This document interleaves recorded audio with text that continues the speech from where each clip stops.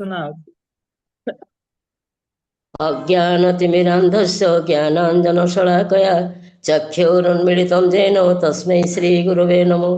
श्रीचैतन्यो मनोभीष्टं स्थापितं येन भूतले स्वयं रूपं कदा मह्यं ददाति सपदान्तिकं। वन्देऽहं श्रीगुरुं श्रीयुतपदकमलं श्रीगुरून् वैष्णवांश्च श्रीरूपं साग्रजातं सहगण रघुनाथं तं सजीवं सादयितं सावधूतं परिजनसहितं कृष्ण चैतन्यदेवं राधा कृष्णन पादान सहगण ललिता श्री विशाखा नितांश। हे कृष्ण करुणा सिंधु दीनबंधु जगतपते गोपेश गोप्यकांत राधाकांत नमस्तुते। तप्त कांचन गौरांगी राधे वृंदावनेश्वरी वृषभानुसुते देवी प्रणमामि हरिप्रिये। नमो गं विष्णुपादाय कृष्णप्रेष्ठाय भूतले श्रीमते लोकनाथ स्वामी निति नामिने। नमो गं विष्णुपादाय कृष्णप्रेष्ठाय भूतले श्रीमते भक्ति वेदांत स्वामी निति नामिने। नमस्ते सारस्वती देवे गौरवाणी प्रचारिणे निर्विशेष शून्यवादी पाश्चात्य देशतारिणे। जय श्री कृष्ण चैतन्य प्रभु नित्यानंद श्री अद्वैत गदाधर शिवासादि गौरभक्त वृंद।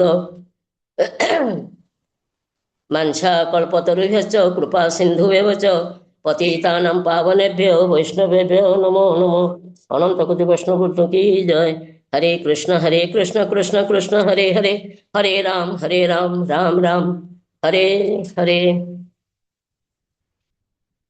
ବୃନ୍ଦାବନ ଯୋଉ ଯାଇଥିଲା ତାର ଅନୁଭୂତି ଯାହା ଟିକେ ଆସିବ ପ୍ରଭୁ କହିବି ଯେ ଏଟା ତ ପ୍ରକୃତିରେ ବୃନ୍ଦାବନ ଯାତ୍ରାଟା ଆମର ସାଧୁ ସଂଘ ଉପରେ ପର୍ଯ୍ୟବେସିତ ହେଇଗଲା।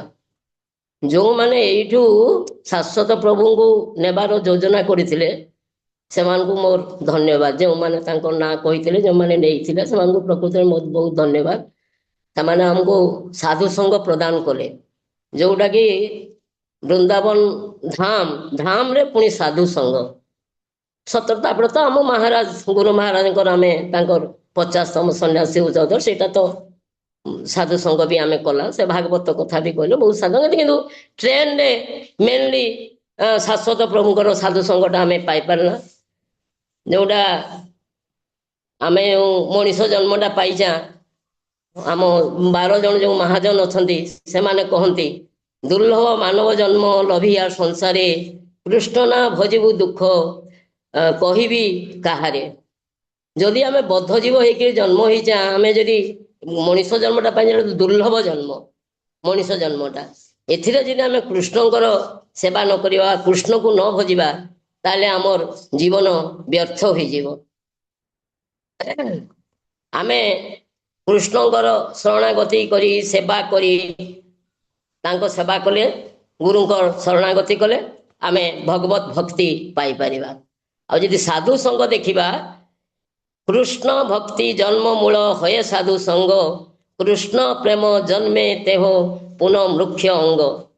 କୃଷ୍ଣ ପ୍ରେମ ଏକ୍ଚୁଆଲି ଜନ୍ମ ଲାଭ କରିଥାଏ ଏଇ ସାଧୁ ସଂଘରେ।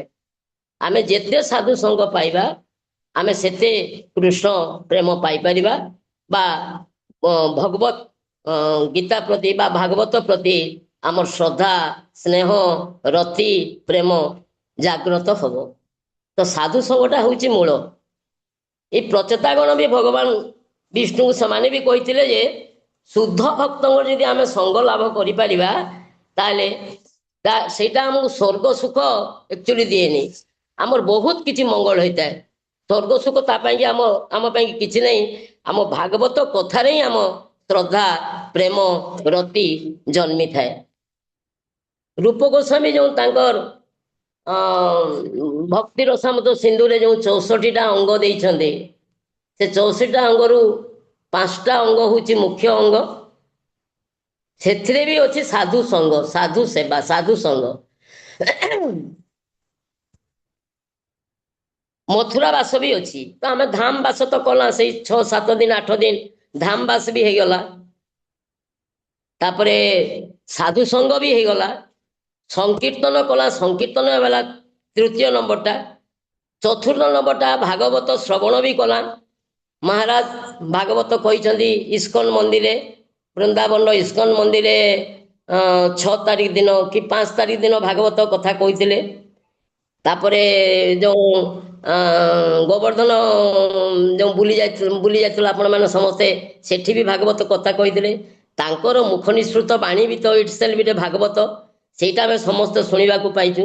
ତ ଆମର ଏଇ ପାଞ୍ଚଟା ଯାକ ଆଉ ଅର୍ଚ୍ଚନଟା ଆମେ ତ ମନ୍ଦିର ଯାଉଥିଲା, ମନ୍ଦିରରେ ଅର୍ଚ୍ଚନ ଦେଖୁଥିଲା, ଭଗବାନଙ୍କର ଶୃଙ୍ଗାର ଦେଖୁଥିଲା, ଆଳତୀ ଦେଖୁଥିଲା, ସବୁ ଦେଖୁଥିଲା। ତ ଏଇ ଯେ 5ଟି ଅଙ୍ଗ ରୂପ ଗୋସ୍ୱାମୀ ଦେଇଥିଲେ, ଏଇ ବୃନ୍ଦାବନ ଯିବାରେ ମୁଁ ଯାହା ଅନୁଭବ କରୁଛି 5ଟି ଯାକ ଅଙ୍ଗ ଆମେ ପାଇପାରିଛେ, କିଛି ନା କିଛି ନିହାତି ଭାବରେ ଆମେ ପାଇଛେ। ତାମାନେ ଅର୍ଚ୍ଚନ ପାଇଲା, ମନ୍ଦିର ଦର୍ଶନ କଲା, ଶୃଙ୍ଗାର ଦେଖିଲା, ସେଠି ବି ସାଧୁ ସଙ୍ଗ ହେଲା, ବହୁତ ସାଧୁ ସେଠିକୁ ଆସୁଥିଲେ କରୁଥିଲେ। ମଥୁରା ବାସ ବି ହେଲା, ବୃନ୍ଦାବନ ବାସ ବି ହେଲା, ସାଧୁ ସଙ୍ଗ ହେଲା, କୀର୍ତ୍ତନ ବି ହେଲା, ସଂକୀର୍ତ୍ତନ ହେଇଛି, ତାପରେ ଭାଗବତ ଶ୍ରବଣ ବି ହେଇଛି। ଆଉ ଏଇ କୀର୍ତ୍ତନ ଦ୍ୱାରା ଆମର କ'ଣ ହଉଛି, ଯେଉଁ ଆମର କୋଉଠି ଥିଲା ଶିକ୍ଷାଷ୍ଟକମରେ ଯେଉଁ ଲେଖିଛନ୍ତି, ଶିକ୍ଷାଷ୍ଟକମରେ ଯାଉଛନ୍ତି ଦାବାଗ୍ନି ନିର୍ବାପଣ ଶ୍ରେୟ କୈରବ ଚନ୍ଦ୍ରକା ବିତରଣମ ବିଦ୍ୟାବଧୁ ଜୀବନମ, କ'ଣ ଦୁଇଟା ଭୁଲି ଯାଉଛି, ଯାହା ବି ହଉ ଲାଷ୍ଟରେ ଅଛି ଯେ ଶ୍ରୀକୃଷ୍ଣ ସଂକୀର୍ତ୍ତନମ, ପରମ ପରମ ଶ୍ରୀକୃଷ୍ଣ ସଂକୀର୍ତ୍ତନ। ଶ୍ରୀକୃଷ୍ଣ ସଂକୀର୍ତ୍ତନଟା ହଉଛି ମୂଳ ଜିନିଷ, ଯାହାଦ୍ୱାରା କି ଆମର ଚେତନା ବହୁତ ଶୁଦ୍ଧ ହଉଛି। ଆମର ଯେଉଁ ଚେତନାରେ ଭରିକିରି ରହିଛି, କଳମୁଷ ଭରିକିରି ରହିଛି, ଅବଧି କାଳରୁ କୋଉ କୋଉ ଯୁଗରୁ କେତେ ପ୍ରକାର ମଇଳା ଯାକ ସବୁ ରହିଛି ଆମ ଚେତନାରେ, ସେଇ ଚେତନା ଗୁଡ଼ାକ ଆସ୍ତେ ଆସ୍ତେ ସବୁ ଶୁଦ୍ଧ ହେଇଯାଉଛି। ଆଉ ଆମେ ଭଗବତ ମାନେ କୃଷ୍ଣ ଭକ୍ତିରେ ଚେତନା ଶୁଦ୍ଧ ହେଲେ ଆମେ, ହରେ କୃଷ୍ଣ ପ୍ରଭୁ, हाँ मते सुना अछि क्लियरली। ଆମେ ଚେତନାଟା ଆମର ଶୁଦ୍ଧ ହେଇପାରୁଛେ, ଆଉ ଆମେ ଭଗବତ ଭକ୍ତିରେ ଆମେ ଲାଗିପାରୁଛେ। ଯେଉଁ କ୍ଲେଶ ଗୁଡ଼ାକ ଅଛି ଆମର, ଏଇ ଜନ୍ମ ମୃତ୍ୟୁ ଜରା ବ୍ୟାଧି ହେଲା, ଆଉ ଯେଉଁ 3ଟା କ୍ଲେଶ ଆଧ୍ୟାତ୍ମିକ, ଆଦି ଦୈବିକ, ଆଦି ଭୌତିକ, ଏଇ ଯେଉଁ 7ଟା ଯାକ, এইটা ବି ସଂକୀର୍ତ୍ତନ ଦ୍ୱାରା ଆମେ ଏଥିରୁ ବି ଲାଭ ପାଇପାରୁଛେ ଓ ମୁକ୍ତି ପାଇପାରୁଛେ। এই ସଂକୀର୍ତ୍ତନ ଦ୍ୱାରା କେତେ କୀର୍ତ୍ତନ ହଉଥିଲା, ଟ୍ରେନରେ ତ ପିଲାମାନେ ପୁରା ଝୁମି ଯାଉଥିଲେ, ଝୁମି ଆସୁଥିଲେ ପୁରା ଟ୍ରେନରେ, ଏତେ ଗହଳିରେ ବି ଲୋକମାନେ, ଫେର ସେ ପାଣି ବୋଟଲ ବାଲା ଯାଉଥିଲା, ସେ ଆଉ ଲୋକମାନେ ସବୁ ଯାଉଥିଲେ, ସେଥିରେ ବି ପିଲାମାନେ ଏତେ ମଗ୍ନ ହେଇଯାଇଥିଲେ କୀର୍ତ୍ତନରେ, ସେଟା ଏତେ ଯେ ଖୁସି ଲାଗୁଥିଲା ସେଟା ଦେଖିଲା ବେଳକୁ, ମୁଁ ତାମାନେ ଏବେ ବି ଭାବି ପାରୁନି। ଛୁଆ ଗୁଡ଼ାକ, ପିଲା ଗୁଡ଼ାକ ପୁରା ନାଚି ଯାଉଥିଲେ, ନାଚି ଆସୁଥିଲେ। ତାପରେ ଆମ ଶାଶ୍ୱତଙ୍କର କଥା, ତାଙ୍କ ମୁଖ ନିଃସୃତ ବାଣୀ ଆମେ ଶୁଣିବାକୁ ପାଉଥିଲା, ସେଥିରୁ ତ ବଳି ଆଉ କିଛି ନାହିଁ। ଆମେ ତାମାନେ କେତେ ପାଇଛା, କେତେ ମଥୁରା ଏ ବୃନ୍ଦାବନ ଯାତ୍ରାରେ ଆମେ ସବୁ ପାଇଲା। ତାପରେ ମୋ ଟିକେ ମୋ ଦେହ ବିଷୟରେ ମୁଁ କହିବି, ଯେଉଁଦିନ 6 ତାରିଖ ତ ମୁଁ ଗଲି ନାହିଁ, ଦେହ ପାଇଁକି ଟିକେ ଭଲ ଲାଗିଲାନି, ଗଲି 7 ତାରିଖ ଯେତେବେଳେ ଗଲି, ମୋତେ ବିଲ୍ୱମଙ୍ଗଳ ପୁରା ମନା କରିଥିଲା, ନାଇଁ ମା ତମେ ଯାଅ ନାହିଁ, ଏମାନଙ୍କ ସାଙ୍ଗରେ ତମେ ଚାଲିପାରିବ ନାହିଁ, ତମେ ଯାଅ ନାହିଁ, ଆସିଲେ ପଡ଼ିବ, ଗୋଡ଼ କହିବ, ଅଣ୍ଟା କହିବ, ପଡ଼ି ରହିବ, ଆଦୌ ମୋତେ ପୁରା ଟୋଟାଲି ମନା କରିଥିଲା। ମୁଁ କହିଲି ଦେଖେ ଯାଏ, ଯାହା ହବ ହବ, ଦେଖିବା ଭଗବାନଙ୍କର ମଥୁରା ଆସିଛି ତ ଗୋଟେ ଧାମକୁ, ଟିକେ ହେଲେ ବୁଲିବା। କିନ୍ତୁ ବିଶ୍ୱାସ କରିବେ ନାହିଁ ପ୍ରଭୁ, ମୁଁ ହେତେ 5 କିଲୋମିଟର ଚାଲିଲି, 5-7 କିଲୋମିଟର, ପ୍ରାୟ 5 କିଲୋମିଟର ଚାଲିଯା, ତାପରେ କୀର୍ତ୍ତନ ହଉଥିଲା, ସେ କୀର୍ତ୍ତନରେ ମୁଁ ପୁରା ଏତେ ବିଭୋର ହେଇଯାଉଥିଲି, ତାମାନେ ମୁଁ ଜାଣିପାରିନି ଯେ ମୁଁ ଚାଲୁଛି କି କ'ଣ କରୁଛି। ସେଥିରେ ପୁଣି ସେ ଜଗନ୍ନାଥ ପୁରୀଙ୍କର କଥା, ପ୍ରତ୍ୟେକ ଜାଗାରେ ଟିକେ ଟିକେ ରହିକରି ଆମେ ଗୋଟେ ଶୁଦ୍ଧ ଭକ୍ତଙ୍କର ବା ଗୋଟେ ବୈଷ୍ଣବଗଣ ପାଟିରୁ ଟିକେ ତାଙ୍କର ବାଣୀ ଆମେ ଶୁଣୁଥିଲୁ। 2ଟା ଯାକ ଆମକୁ ତାମାନେ ବହୁତ କିଛି ଦଉଥିଲା, ବଳ ବି ଦଉଥିଲା, ଆନନ୍ଦ ବି ଦଉଥିଲା। ଆଉ ସେ ଆନନ୍ଦ ଆଉ ସେ ବଳ କୋଉଠୁ ଆସୁଥିଲା ମୁଁ କହିପାରିବିନି, ସେଇ ବଳ ଦ୍ୱାରା ମୁଁ ପୁରା ଚାଲିଗଲି, ଆଉ ଚାଲିକରି ମୁଁ ପହଞ୍ଚି ଆସିଲି। କିନ୍ତୁ ଆଉ କୀର୍ତ୍ତନ କୀର୍ତ୍ତନ ନାଚି ଏତେ ବୁଲି ବୁଲିକରି ଘରକୁ ଆସିକରି ମଧ୍ୟ ମୁଁ ପାଉଛ ଚଢ଼ି ପାରିଲିନି, କିନ୍ତୁ ସେଠି ମୋତେ ବ୍ୟତିକ୍ରମ ଦେଖାଦେଲା।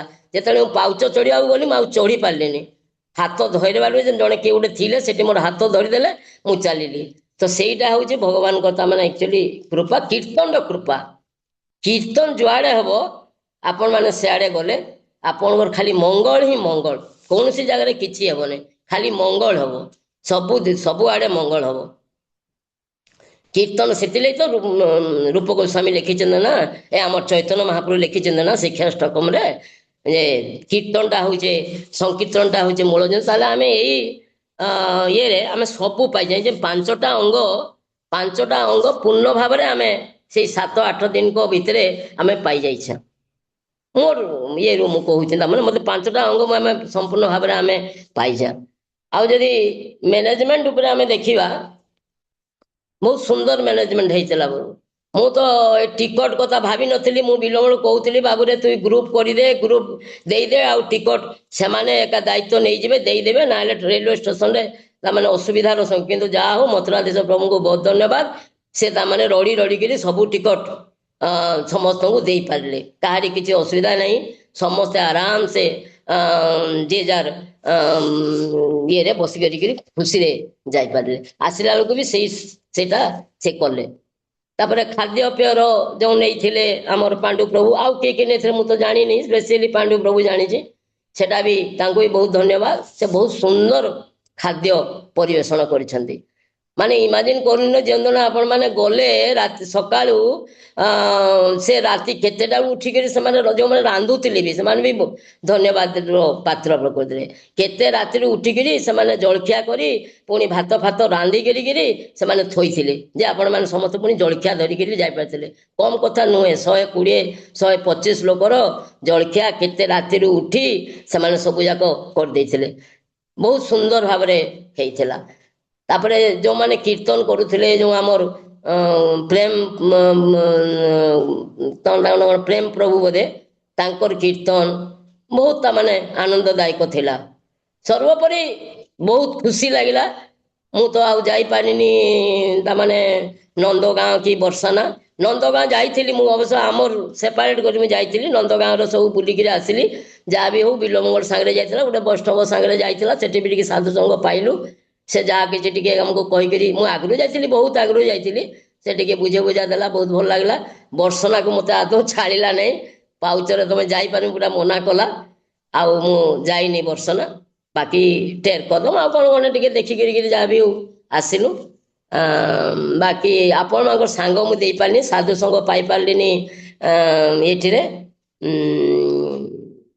କ'ଣ ସେଟା ଗୋବର୍ଦ୍ଧନ ପର୍ବତରେ ପରିକ୍ରମା କରିପାରିନି ପ୍ରଭୁ। ମୋର ତ ଇଏ ଭଲ ନାହିଁ, ମୁଁ ସେଥିପାଇଁକି ଦୁଃଖିତ ପ୍ରକୃତି। କିନ୍ତୁ କ'ଣ କରାଯିବ, ଗୋଟେ ବୟସର ତ ଅଛି।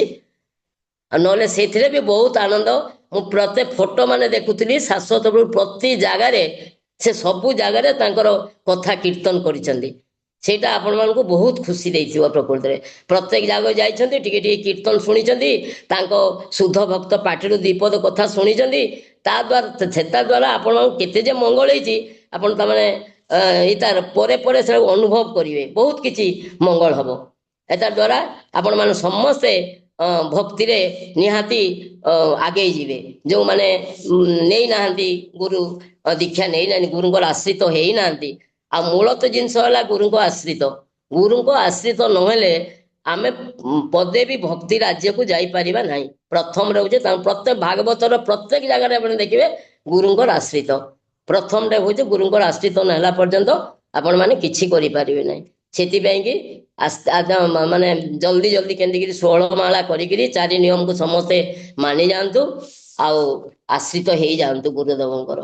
ଆମ ଯଦି ନିଜର ଜୀବନର ଉନ୍ନତି କରିବାକୁ ଚାହୁଁଛନ୍ତି, ନିଜ ଭଗବତ ମାର୍ଗରେ ଯିବାକୁ ଚାହୁଁଛନ୍ତି, ଆଉ ଏଇ ଜନ୍ମ ମୃତ୍ୟୁ ଜରା ବ୍ୟାଧିରୁ ଯଦି ମୁକ୍ତି ପାଇବାକୁ ଚାହୁଁଛନ୍ତି, ଆଉ ଏଇ ଯେଉଁ 3ଟା କ୍ଲେଶ କହିଲି, ତାହେଲେ ଏଇଟା ହଉଛି ନିହାତି ତାମାନେ କରିବା କଥା। ହରେ କୃଷ୍ଣ ପ୍ରଭୁ। ହରେ କୃଷ୍ଣ।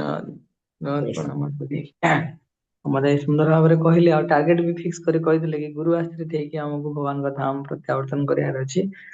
ତ ବିଶେଷ ଅନୁଭବ। ମା, ମୁଁ ଆପଣଙ୍କୁ ଖାଲି ଗୋଟେ ଛୋଟ ଜିନିଷ ପଚାରିବା ପାଇଁ ଚାହୁଁଛି।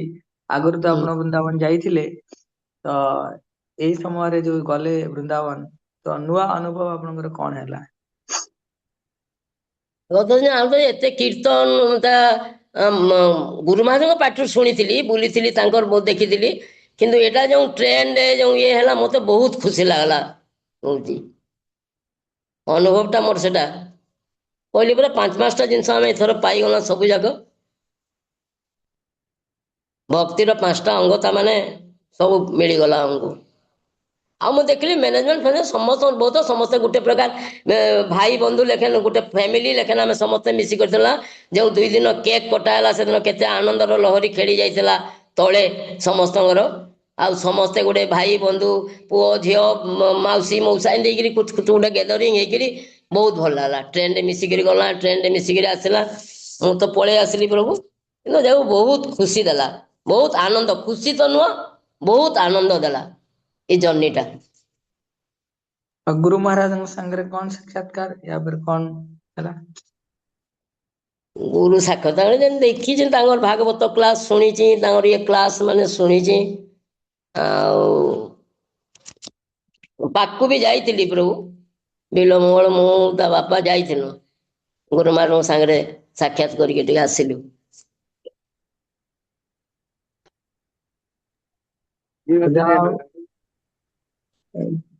ଯାଉ ବିଲମଙ୍ଗଲ ଠାକୁରଙ୍କର ପ୍ରଭୁଙ୍କର ମା ଏଥର ସୁନ୍ଦର ଭାବରେ ବୃନ୍ଦାବନ ଅନୁଭବକୁ ସାଉଁଟି ପାରୁଛନ୍ତି। ବୃନ୍ଦାବନ ଯାତ୍ରା ବାସ୍ତବରେ ଭୌମ ବୃନ୍ଦାବନରେ ଭଗବାନ ଏବେ ଏବେ ହିଁ ଲୀଳା କରିକି ଯାଇଛନ୍ତି। ତ ସମସ୍ତ ପ୍ରକାର ଛାପ ଭଗବାନ ଛାଡିକି ଯାଇଛନ୍ତି। ତେଣୁ ଗୋଟେ କୁଶଳୀ ଭକ୍ତ, ସ୍କିଲ୍ ଡିଭୋଟି, ସେ କଣ କରିବା ଦରକାର, ସେ ଅନୁଭବକୁ, ସେ ଇମ୍ପ୍ରେସନ ଗୁଡାକୁ କ୍ୟାପଚର କରିବା ଦରକାର। ନିଶ୍ଚୟ ଭାବରେ ମାତାଜୀ କହିଲେ କି ଭକ୍ତିର ଯୋଉ ପ୍ରମୁଖ ପଞ୍ଚାଙ୍ଗ ଭକ୍ତି, ତା ମାଧ୍ୟମରେ ଏଇ ଭଗବାନଙ୍କର ଯୋଉ ଇମ୍ପ୍ରେସନ ଅଛି, କୃଷ୍ଣ ଚେତନଶୀଳ ହବା ପାଇଁ ଯୋଉ ଇମ୍ପ୍ରେସନ ଗୁଡା ଅଛି, ତ ଜଣେ ନିଶ୍ଚୟ ଭାବରେ ତାକୁ ଅକ୍ତିଆର କରିପାରିବ। ତା ପାଇଁ ଗୁରୁଙ୍କର ମାର୍ଗଦର୍ଶନ ତ ନିଶ୍ଚୟ ଆବଶ୍ୟକ। ତେଣୁ ଆମେ ପ୍ରାର୍ଥନା କରିବା ସମସ୍ତଙ୍କର ବୈଷ୍ଣବ ମଙ୍ଗଳ ଚରଣଙ୍କ କମଳରେ କି ବୃନ୍ଦାବନ ଯାତ୍ରା ଆମ ଜୀବନର ଏକମାତ୍ର ପାଠ୍ୟ ଲକ୍ଷ୍ୟ ବନି ରହୁ, ତାକି ଆମେ ପୁନଃ ପୁନଃ ପ୍ରତ୍ୟେକ କ୍ଷଣରେ ପ୍ରତ୍ୟେକ ଅନୁକ୍ଷଣରେ ବୃନ୍ଦାବନ ବାସର ଲାଭ ପ୍ରାପ୍ତ କରିପାରିବା। ତ ମାଙ୍କୁ ବିଶେଷ ଧନ୍ୟବାଦ। ହରେ କୃଷ୍ଣ। ଆଉ କିଏ କହିବା ପାଇଁ ଚାହିଁବେ? ଶିବଶ୍ରୀ ମାତାଜୀ, ତୁମେ କହିବ?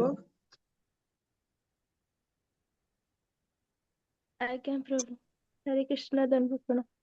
ହରେ କୃଷ୍ଣ।